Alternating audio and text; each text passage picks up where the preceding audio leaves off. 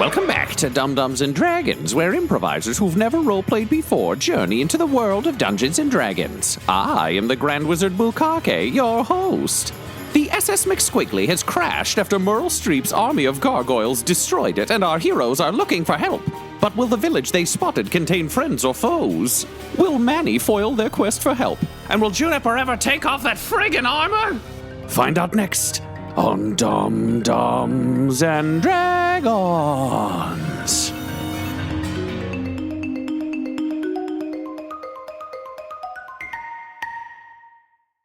So you awake the next day, you actually feel remarkably well rested, all things considered, but based on the hugely dramatic night you had, it's nice to actually just get a bit of rest, particularly coming straight off the Underdark into all of this.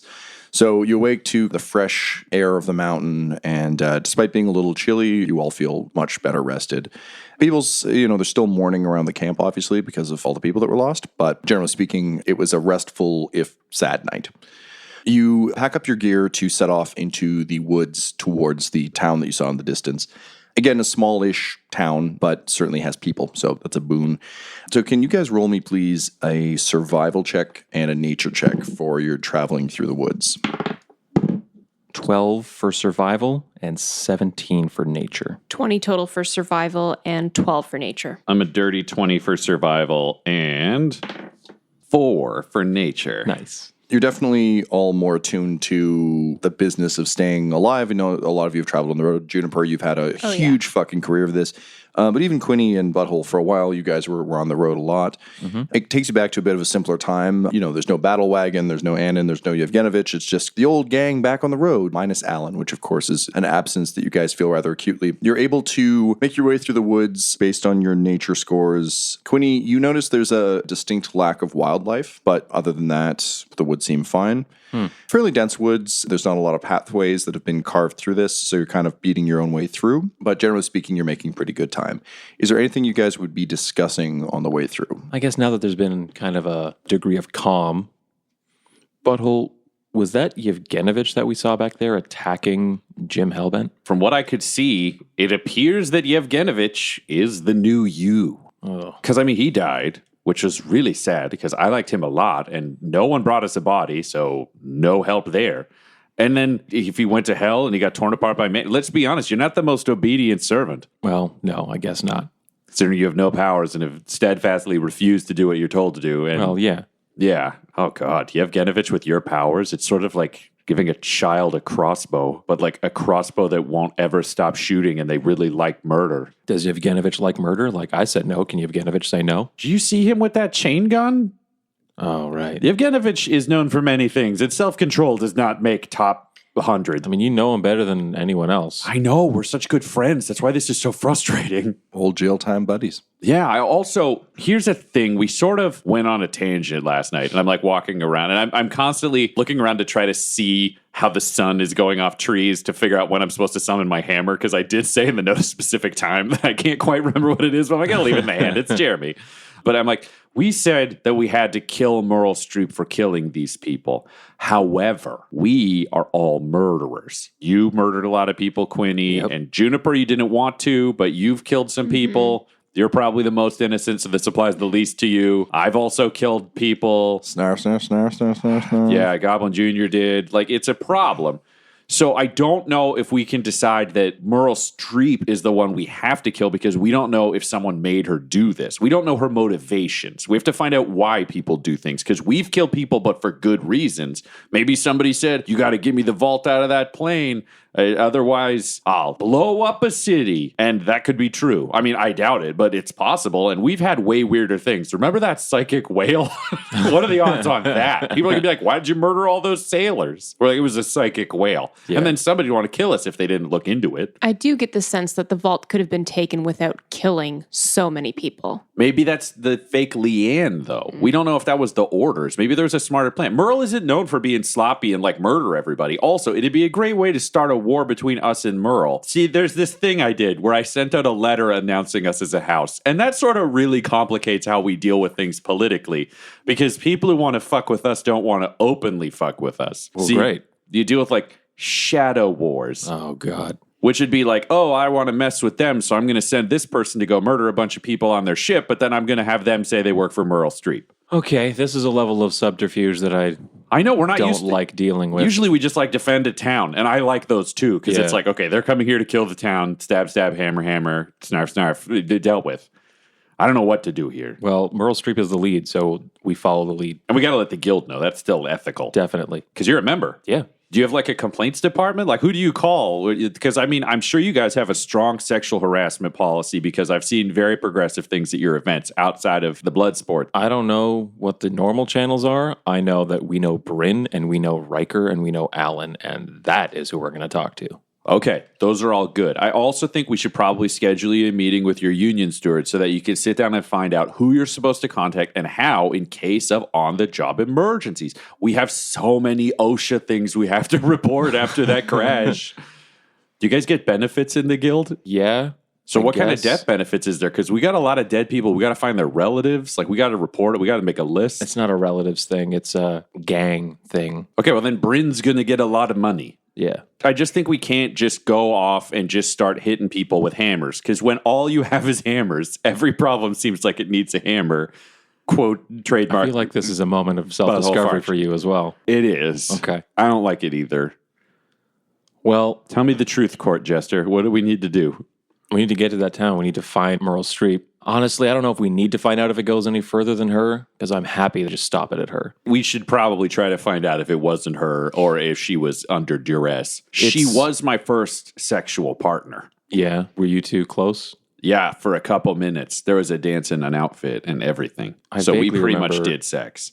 I remember being there in the elevator when you were doing sex. Yeah, you saw it. I don't think, It was pretty hot, wasn't it? I don't know how much of an impact you made on her life. That's a good question. I don't know either. But Yeah. some people say that it stays with you for your whole life because some people mate for life. Right. Sure. Well, I think it's safe to say that someone somewhere is trying to stop us, hinder us, That is true. and we should find that out. Would the Collide work with Merle? What do you mean? If Meryl Streep is at the center of the Great Collide, I am going to shoot myself. Well, no, because I mean, every time we fought somebody, they're always like, I'm the black spider. I'm a psychic whale. Like, who's this Collide dickhead? Because I want to talk to the Collide. Well, That sounds like a good nickname. So when I was passed out, I had this image, this vision of Bucky, many, many different Buckys. Oh, I have those dreams about Quinny. I'm this right was here, this man. was Can we not- different. This was different. And based on these dreams I've been having, I think we have many, many, many different Buckys. dimensions Oh, colliding. I think that's what's happening. Is Bucky like the cause of it? Is he the center of it? I don't know. Because my patron wants Bucky, seems to value Bucky as well. and demons do think That long term. might be a reason. So we know Manny wants Bucky, so they're involved. Is anybody else we've seen been involved in the Great Collide? Is there a Xanthus? Xanthus? Oh, Xanthus definitely. am I involved in the Great Collide? I don't know. Let me see. Can How did you see it with other people? What do I got to do? I'm going to try to take butthole's He was nearly form dead last time. Okay. I'm gonna like do a dance. and change my appearance into butthole. Yep, you succeed. I change back. I don't think so. Well, what does the scroll say? Pull up my scroll. The scroll has not changed. Nope. Still just sketch of Bucky. Think of it almost now operating a bit more like a tablet. Yeah. Like if you wave your hand over it, the images will dissipate and reapparate as various things. So the three things you're getting are the Great Collide is nigh, prepare. You've got the two sort of smoky circles intersecting, although now you see several other circles intersecting with those circles. You have the sketch of Xanthus that says this one is touched by the Great Collide, and you have the demonic sketch of Bucky saying this one is touched by the Great Collide. Nothing's changed, really. Okay, so we got a bunch of universes coming together. This is going to sound weird, but we might have to backseat Merle and Vengeance if the whole world is going to collide and explode, unless they're combined. And I see your grumpy face, Quinny. You don't Yep. need to make a grumpy face at me. It's on the list. Top How high on five. the list? Top five. I don't know that you got to leave some space on these lists to be a little flexible, but like number one is preventing our world from being crushed by several other universes where everyone dies.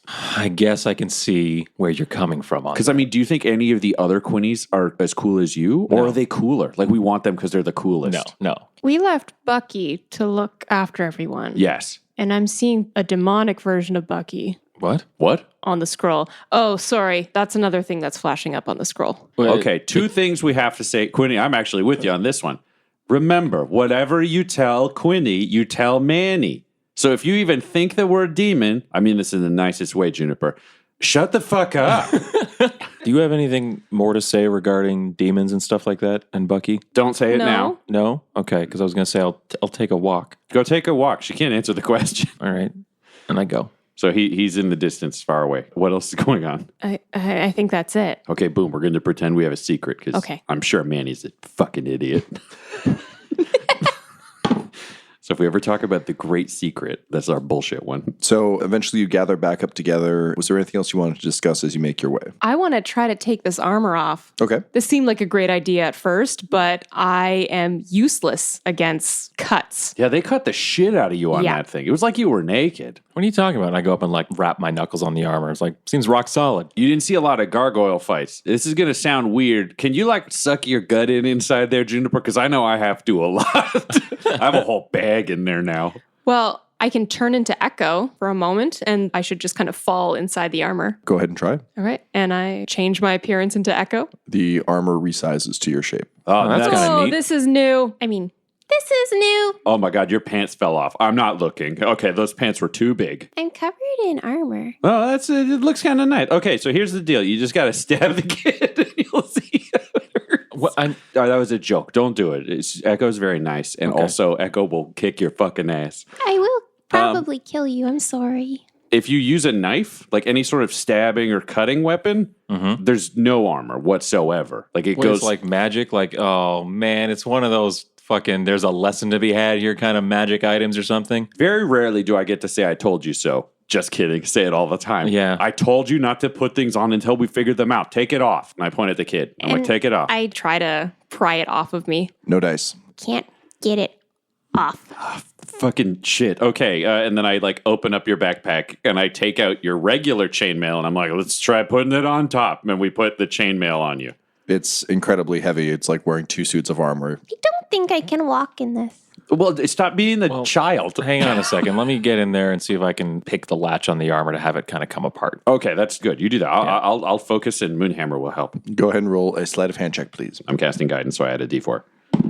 23 plus 3. 3, so 26. You flick all the latches, you undo the armor in every way you've ever seen someone do this, so you can like sneak a sneaky blade in.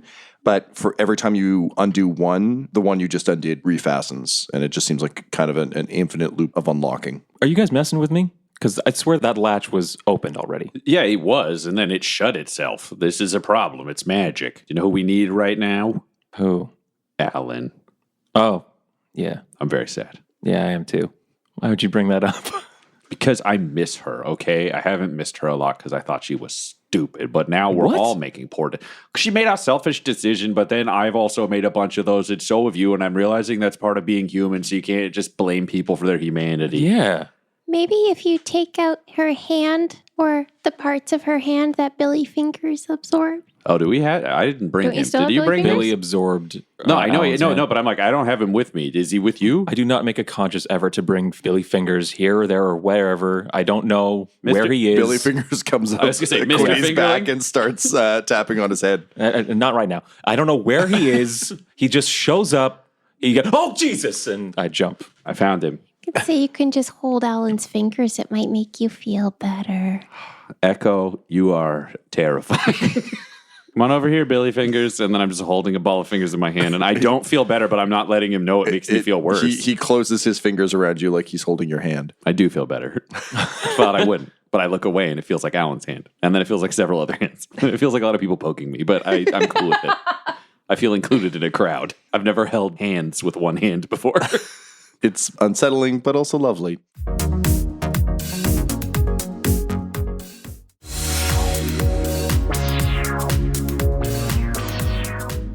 So together, the three of you make camp for the first night. In the morning, you continue trekking further into the woods. Again, Quinny, you're noticing that there's a distinct lack of wildlife. You guys are all seeing also there seem to be some very beautiful, distinct trees, unlike trees that you've seen previously. They seem to have almost like a sticky black sap on them. You make your way further through the woods, and eventually you come out into what looks like sort of a small farming village tucked away inside the trees. You can see that it's several small farmhouses, almost like a lumber camp, that kind of vibe. They've set up some farming. There's a little stone wall around the town.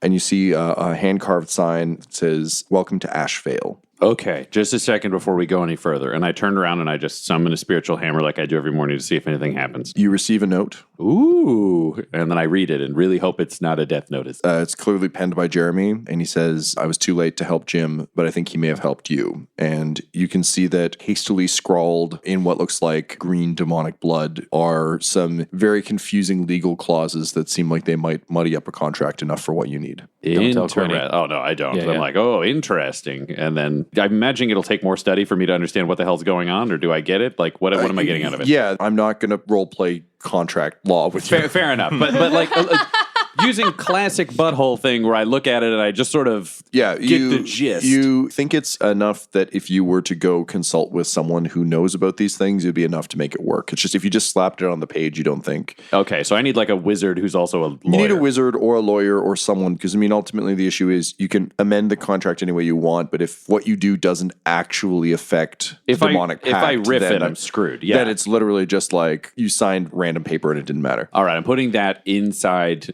my bag of holding. Because if I understand correctly, what you're essentially trying to do is create a short circuit in the demonic pact so that when Manny receives Bucky's signature, he's actually already received the signature of someone else. That person will take the effect, not Bucky. Yeah, that's what Jim told us is the only way we could do this. So yes, that's our commit. Okay, so I put that inside my tummy bag, and I'm like, fuck, they killed Jim before he could get us anything. It was just Jeremy telling me he's fucking dead. Add it to the list. Fuck Manny. Let's go to this stupid town. Don't take it out on the town. They're probably wonderful. Quinny, Thank you for taking the town side. Quinny kicks like a picket fence over, just like one of the pickets. Someone's Ashevale dream was just destroyed. Juniper 2.5 picks it kids. back up. Juniper, I'm going to give you 1 point of inspiration for spreading the light. Quinny's going to say, "Wait, do you hear that?" What? Exactly. Which is like a thing Quinny, I'm sure, has always wanted to say. I don't hear anything. I don't hear any birds or nothing. I haven't heard any birds in I can't remember how long. Yeah, I haven't heard any small wolves either, because I rolled a 4 on my nature check, so I think birds are just smaller wolves. Oh, you are a dumb man. Well, this dumb man has a great court jester who's supposed to say the truth, so you're doing your job, and then I just do a little dance. House fart, loot, flatulence, moonhammer. I start to walk into the town. I can't be around this. Oh, I gotta follow him because I'm the Lord, and I just follow him, looking proud. So you enter the town. Again, it seems very much like a lumber camp. You can see some small gardens have been planted, that sort of thing. You do notice also, though, a distinct lack of animals here. You can see people working at various places. They're kind of carrying things to and fro. There is sort of a town center that you can see. There seems to be an open wooden hall, similar to what you'd see in like a park, where people gather to eat. There's sort of a communal fire pit. You can see there's sort of large kegs of some kind of ale. And as you kind of enter, you're approached by a human wearing heavy leather vest, and sort of a warm wool shirt underneath. He's got that weird scruffy bald guy thing going on where he's got just some wisps. He kind of runs his hand back through those and says, hello, stranger. What brings you here? We were kind of hoping to hitch a ride, rent a wagon, something like that. Or if any of you have like a Porn Hut membership that we could reverse, we sort of got to like get in touch with some far away people. Porn Hut? Yeah. It's a portal service that's available where you can watch inside. That sounds very magical. We don't have much of that around here.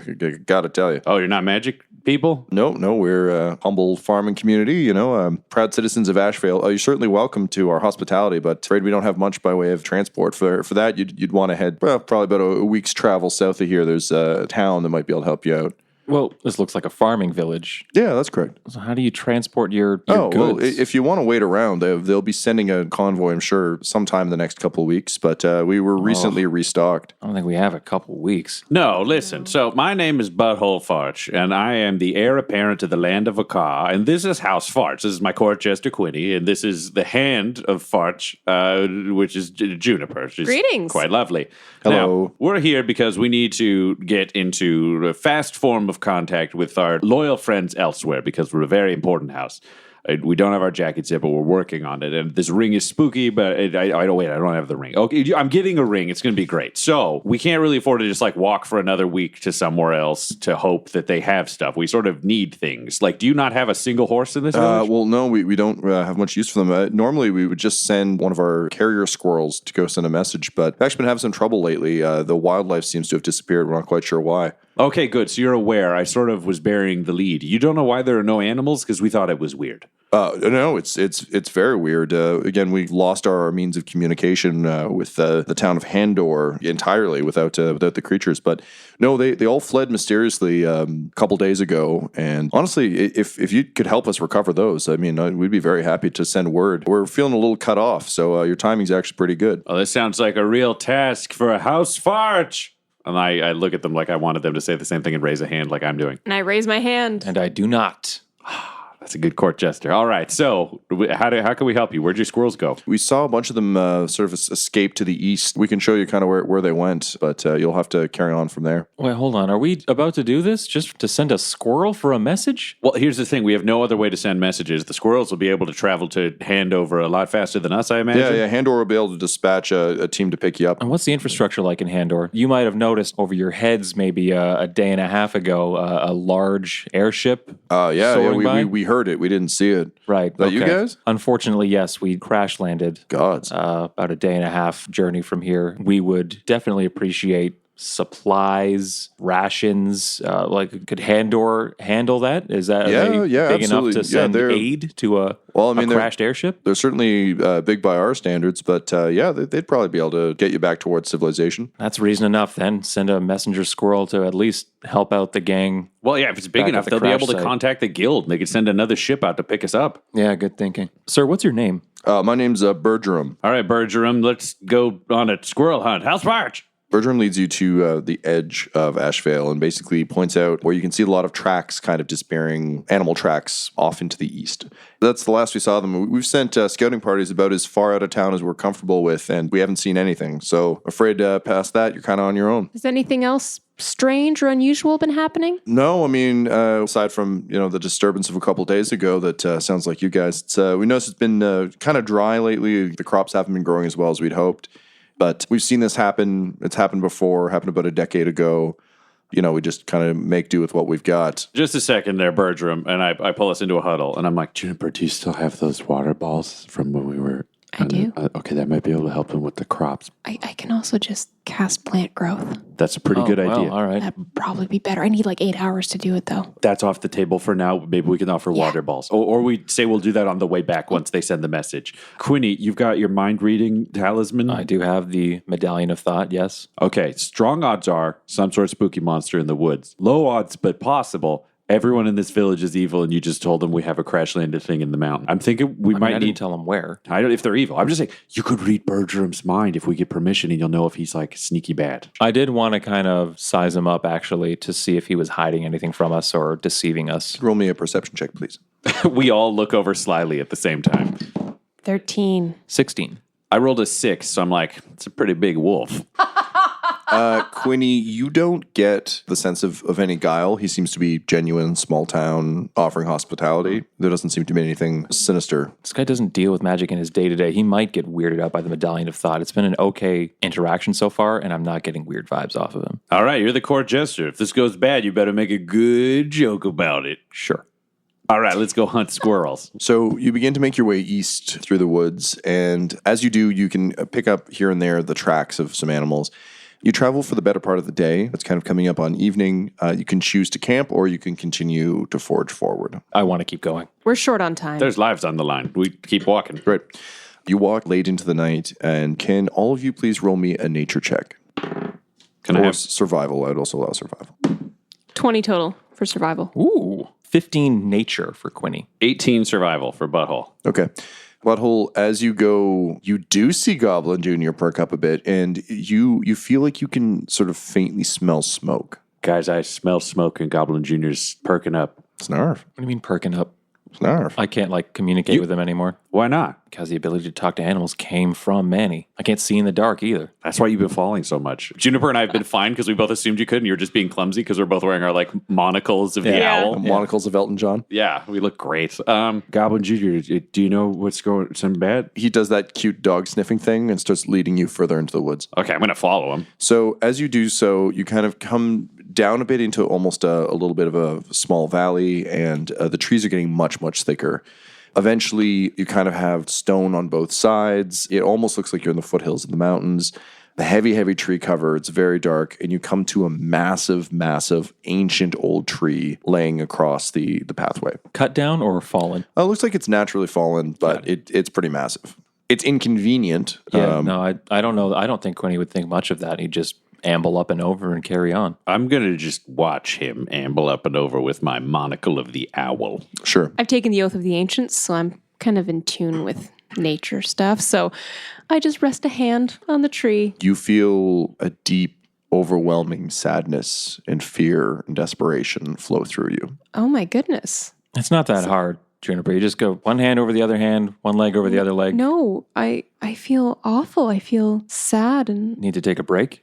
no, it's not me, it's the tree. Guys, is it a trap? It's a tree, butthole. Oh, they sound very similar. I just The walk up. tree's afraid. Well, I mean, it's fallen over, so it's probably dying, right? That's true. I'm not disagreeing with your feelings. It's just, can you get us anything more? Do I sense a Can you roll me a nature check, please? And with advantage because you're reaching out with your... 19? As you begin to feel around at other things, you're not feeling fear from everything, but definitely all the trees that seem to have that sap are almost screaming in existential horror. It's coming from all around us. All trees like this one. Point out one of them. I want to try something. So, and, yeah, and you I do. do. I mean, they're Great. they're all I over. walk up to that tree and I cast Lesser Restoration on it, which will cure a disease or condition affecting it, which could be blinded, deafened, paralyzed, or poisoned. You cast that, Juniper, you kind of reach out with your nature sense to see if there's any effect from this.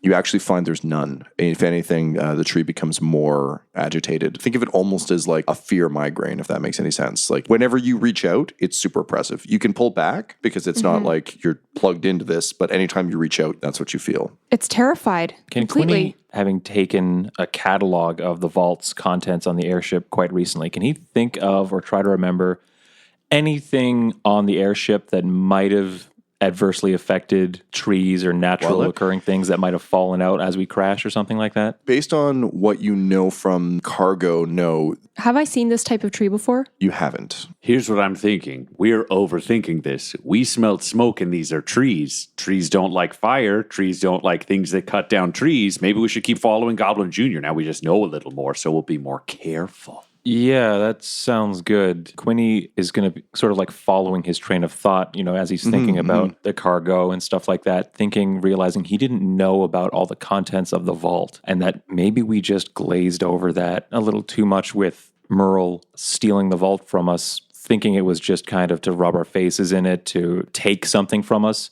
Would Bryn have shared any information with Quinny as they commiserated over any kind of special missions that someone kind of went on to retrieve something? Any good valuables that are being kept in the vault? I rolled a 20 for that, so not 20. So good for you, Quinny. Get some info. Oh, thank you. She mentioned that she's got something the Plantiers want, some kind of ring that they seemed very eager to possess. There's a few relics from the God of War, bits from both sides. Beyond that, there are some very powerful magic items. There are some very rare and expensive things. There's some very embarrassing documents, that sort of thing. Nothing leaping up being like, aha, that's why she stole the vault. No. Maybe the ring, maybe the God of War pieces. Can't be sure. Is that why you think the trees are afraid? No, I don't. Because you've just really been care standing about there the sort of trees. staring into the distance for a solid 5 minutes. I don't know what you're doing. I thought I was onto something, but maybe it's nothing. Where's Goblin Jr. pointing? So Goblin Jr. is making his way up the tree. I'm going to follow Goblin Jr. then. I got to help him over the tree. I don't want him to fall. Dogs are... He was really Great. bad at getting over that tree, so he appreciates the help. He's wearing armor too. I'm sure it's challenging. It's not easy for either of us, but it's a lot easier for me. Got it. You all climb over the tree. Quinny, can you roll me an insight check, please? Nat 20. Nat 20. As you're idly picking away at this vault dilemma, I'm going to give you one success towards Meryl's aims. So just track that as sort of an ongoing investigation. But the ring seems significant, and you recall that it was significant during the auction at the Thiefies as well. So we'll keep that as an open case file for you in the same way that collectively the team has a few. We've got the Collide, we've got how to free Quinny from Manny. Yeah, we're all one step along our chain. Where's Alan? Yeah. So you managed to get up and over. Once you do, you can kind of see that this pathway continues further south, and there seems to be some movement and smoke coming out of a small, you can almost see a small open grove. Can someone roll me a perception check, please? Anyone in particular? You want all three of us? Or If you're all staring, you can all roll. 11. 15. I think Quinny's really thinking about this vault thing now, just kind of absentmindedly following the group. Cool. Juniper, you're, I think, a little overwhelmed by this energy that's around. Butthole, you see something moving that almost looks to be made of bark. You see it between the trees in this sort of clearing, and then suddenly you see a spark and a burst of flame. There's like a fire thing, and it seems like moving trees. Did you guys ever read Lord of the Rings? No. It's a book by a halfling. He's very famous. It's set in a futuristic realm where everyone lives in tall buildings inside cities. And it's about a group of little people who have to destroy people's credit cards. It's very complicated, but they're really changing the world. Here's the thing, though. There's a thing in it called the Entmoot, where a bunch of trees, that part is very similar in perhaps other versions of Lord of the Rings, but they get together to have a meeting, and they're very nice. What if there's an evil Entmoot going on, and one of those tree people is just burning the other trees? It's what? It's a book? Yeah. Okay, forget that. I've too confusing a metaphor. There's something moving in the trees. It looks like trees. There's fire. It looked like the trees themselves are moving? As far as I could tell, it looked like bark. I mean, it could be disguised. It could be a tree monster. I don't know. Do we want to try to all sneak up on it knowing that's not my strength? Or do we want to try to, like, draw it out? Maybe I'll have a talk, and then you guys could, like, hide in the woods, like, on either side of me, and then jump in, because you could be in the dark. Yeah, let's go with number 2. Does that work for you? Yes. I'm going to take off my monocle of the owl and put it on Quinny, because he can't see in the dark anymore, and I'm apparently going to be the distraction, so I don't need it. So I'll wait for them to go take position, and then I'm just going to raise Moonlight Bringer over my head and just, like, summon the light and be like, hey, what's up?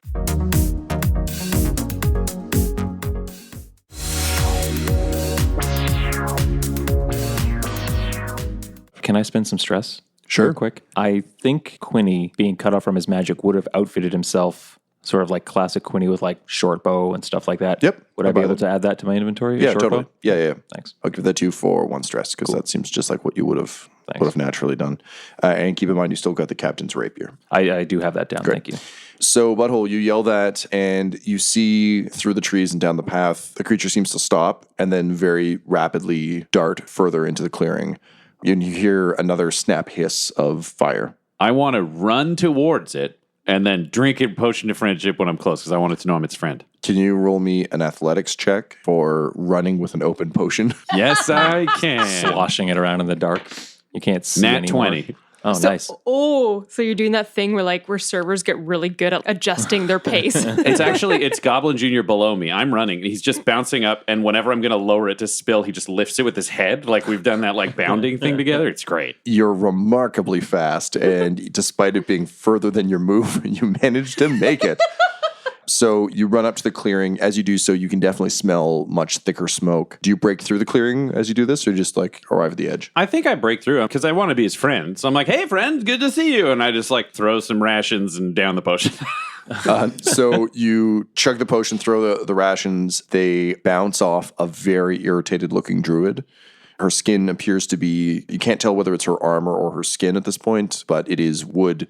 And she manages to kind of shoot you a glare as she places her hand against one of the trees and then mutters something under her breath, and the tree bursts into flame. Then she turns back to you, kicks your rations back, and says, leave this place. But where are the squirrels? Can you roll me a persuasion? I think that's right. I've already yelled I'm a friend. Yeah, you're not trying to threaten her. So No. Wow, she's not going to be very persuaded. That is a 9. Her eyes narrow, and she kind of steps away from the tree and sizes you up, and you can tell she's almost dropping into a fighting stance. Whoa! I don't want to fight at all. They just, there was a village. They sent me to look for squirrels. The village. Are they bad? They shouldn't be there. Ooh, why not? See, I'm here to solve problems. I don't owe you any answers. You must leave this place. The fire grows. I hate to just keep harping on a point. I just need to know where the squirrels are. I'll let you roll me another persuasion check, but you're wearing her patience thin. Well, I mean, that's the butthole special right there.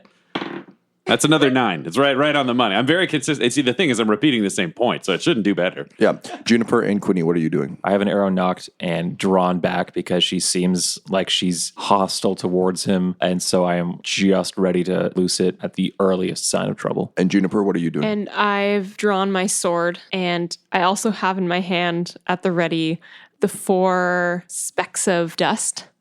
Of dryness that are holding the water from the Underdark. Nice. Just in case I got to put out a fire real quick. As she keeps eye contact with you, she steps to the next tree. You can see they're almost in a ring. And you notice that as she does so, her feet crunch on what looks like old burnt wood chips. So, you know, like in a campfire where you've burnt a lot of wood, there's this kind of those black ashy chips. Charcoal. Yeah, charcoal. So there's a charcoal wood lining the base of this grove. So she steps back, places her hand against the tree behind her, whispers a word, and it bursts into flames. Okay, so what's up with the fires that you keep starting? We're going to let the squirrels go for a second, but what's up with the fires? Do you seek to stop me? I'm not sure yet, to be totally honest. I might seek to help you. I don't understand what you're doing. Can't you hear them? Their pain. I legitimately cannot. I have a friend who And can. I just step out and say, I can. Oh, nuts. Raise my hand. So she drops into a fighting stance, throws one arm out, and you can see the bark in her, along her arm, solidifies into like a staff. What she says, you can hear them. I can. They're in pain. I know. Are you in pain too? Yes, they called out to me. We must Why? stop this. What's happening to them? The cycle must be complete. They are not meant to live this long. Can you be less cryptic? Can you roll me a nature check? 19. 19. She seems to recognize that you're legitimately interested in this and that this isn't some kind of ploy. So she kind of relaxes her stance and she explains that long ago, this forest survived by burning regularly. And that the only way that the ash gums, the trees that grow here, can survive and propagate and continue their life is to burn down. But since the town was established, they've broken the cycle and have been actively putting out any fires that could affect the trees. So the entire forest has been in agony, desperate to survive. So she's traveled a long way to ensure that the fires will occur.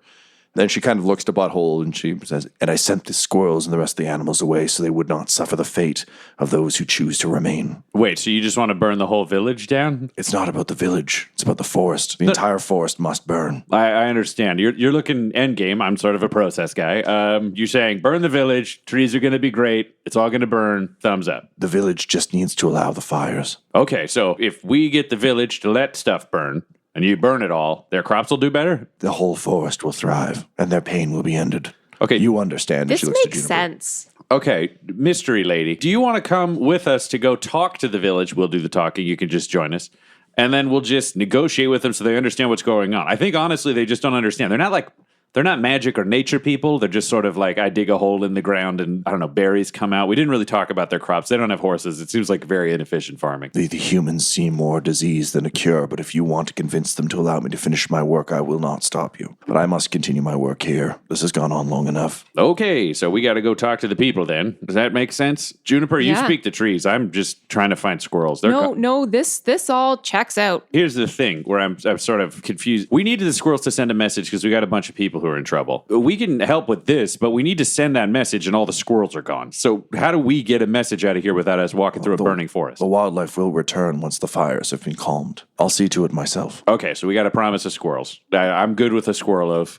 How long will that take? 2 days. Net gain. Yeah. Better than a week. All right. Can you feel a burnt tree, Juniper, just to confirm that this is accurate? And I put my hand down, kind of amongst the charcoal. Yeah, there's a sense of calm and resignation and cyclical joy. Oh, this is good. Oh, this is a happy thing. This whole forest has fireballs. All right, we'll see you guys. We'll see you later, Drew. What's your name, just so we can tell people how cool you are? You may call me Calypta, Maybe one day I'll name a dance after you. or a leader of the Morlocks. I'm more an Elor guy. All right, so off we go. And then I just turn around and walk jauntily back into the woods. So I'm like, Quinny, no murder. She's useful. From her perspective, Quinny just drops down from a tree. Like, all right, Goodbye, small boy. see ya.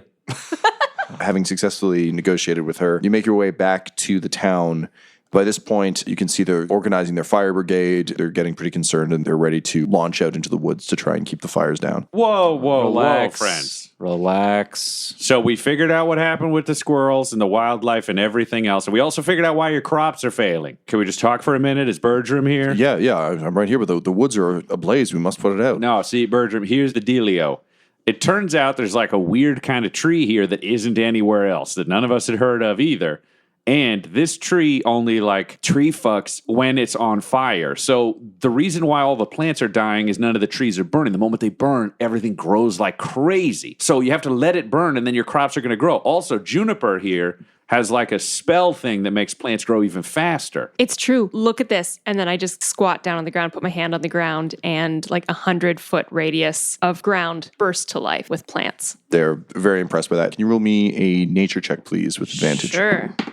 14. You can tell that Bertram's pretty ready to lead the fire brigade out, but when he sees that and he sort of sees the case you're making, he seems mostly convinced. You can tell he's kind of on the fence, but he might need one more little nudge. Here's the thing, Bertram. We talked to the druid out there. Her name's Calypta, and she said that the squirrels wouldn't be back for 2 days. So if you guys are willing to let the fires go, which is necessary for the forest, we can stay for 2 days. Juniper can help with your crops.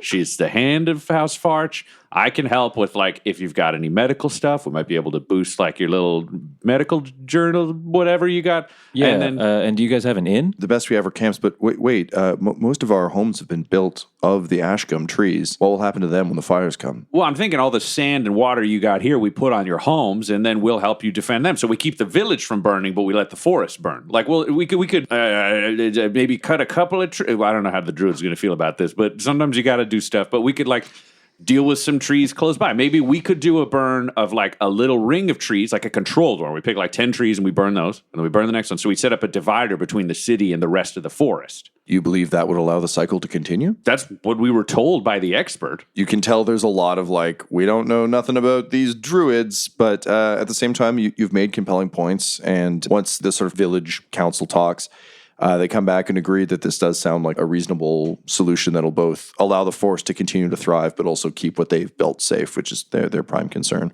So over the next few days, as you wait for the return of the squirrels, there are massive fires all around you, but true to her word, Calypta keeps them at safe distance, and the small kind of break wall you've made keeps the town safe. The houses are actually now a lot better insulated. They save on heating costs. Yeah, exactly. Like there's much better insulation.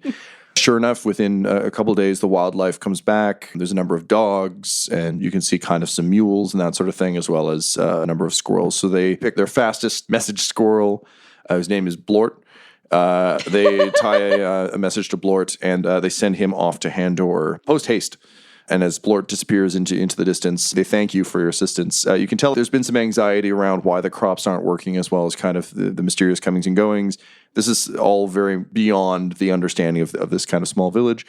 And it's not winning a war, and it's not killing a god or a demon, but you guys feel like you've done good here. Yeah. Goblin Jr. probably got laid. So, like, what a journey. So I'm going to give you all 1 point of inspiration. Oh, thank Can you. you have multiple points of inspiration or just one? I'll allow it. It's a special point of inspiration for finishing a side quest. With the squirrel dispatched, you basically have a day or so to wait for the horses from Handor. In the distance, you can kind of see a figure moving amongst the trees, and you realize that Calypta is out there and kind of beckoning to you. Yeah, we'll go check it out. Yeah, let's go talk. Yep. She thanks you for your assistance, showing almost a sense of humility. It's small, but it's there. It never occurred to her to actually just talk to the village. She was fully prepared to just burn it to the ground because she assumed that no one would be reasonable, but she thanks you for your diplomatic approach. And as a thank you for assisting her in ending the pain and horror of the trees, she gives you a necklace with a piece of amber hanging off of it. And it is a summer phase blessing. It's a wondrous item. This amber amulet glows softly with a warm light and smells like a campfire. When you're wearing it, you gain the following benefits. You can use the amulet as a spellcasting focus. You have resistance to fire damage, and you don't suffer the effects of extreme heat. Whenever you make a charisma check while interacting with a fae, you have advantage on that check. I think that should maybe go to Juniper for kind of putting us onto this whole tree business to begin with. Yeah, plus The I have sap and what these, and I show off my glowing gloves of the dragon. I'm like, fire is good by me already. Yeah, that's great too. This is a boon from House Farch to our loyal hand for your excellent service. I will happily accept it, Yeah, Lord and Farch. I like put it on her, and she looks great. And as Calypta leaves, she kind of leans over to Juniper and says, This is a boon from the people of the Fae for helping to protect the forest. We both know that. Don't tell him. She winks at you and disappears into the forest. Oh, I'm so happy. And collectively, after a few hard days, you share a simple but enjoyable meal with people of Ashvale.